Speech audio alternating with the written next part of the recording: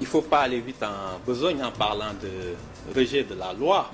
Je pense qu'il y a une disposition qui a été déclarée contraire à la Constitution. Et il est nécessaire, je pense, et merci de me donner l'occasion d'édifier un peu le peuple sénégalais et l'ensemble de nos concitoyens sur la portée réelle de cette loi. Vous savez, Pastef, dès le départ, avait dit que la seule limite à l'amnistie qu'on lui proposait alors était l'impunité par rapport au crime de sang. Je pense que ça a été la doctrine de Pastef. Maintenant, on était en face de deux murs, que dis-je, de deux murailles, quasiment, pour essayer de trouver, face à cette loi d'amnistie qui a été votée contre la volonté de Pastef, parce qu'il y incluait les crimes de sang, de trouver des parades pour faire en sorte que notre promesse de faire poursuivre les crimes de sang soit respectée. La première difficulté, et non des moindres, était d'ordre constitutionnel parce que c'est une jurisprudence du Conseil constitutionnel de 2005 par rapport à la loi Ezzan.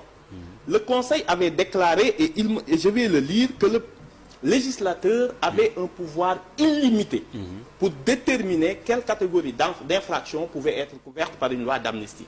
Que absolument rien, ni dans la Constitution, ni dans nos engagements internationaux, n'interdisait ou ne limitait le pouvoir du législateur de choisir les infractions criminelles comme correctionnelles qu'il souhaitait amnistier. Donc on avait cette première difficulté à surmonter. L'autre difficulté, c'était d'abroger purement et simplement la loi. Mais il y avait le risque que tous les détenus retournent en prison, une désorganisation judiciaire, un coût non prévu par même la loi de finances. On avait ces deux écueils à surmonter. Et on a choisi une voie médiane, qui était d'interpréter pour exclure du champ de l'amnistie les assassinats, les meurtres, les crimes de torture, de traitement cruel et dégradant. Voilà ce qui était l'objectif de cette loi d'amnistie. Et le Conseil vient de nous donner raison en réalité.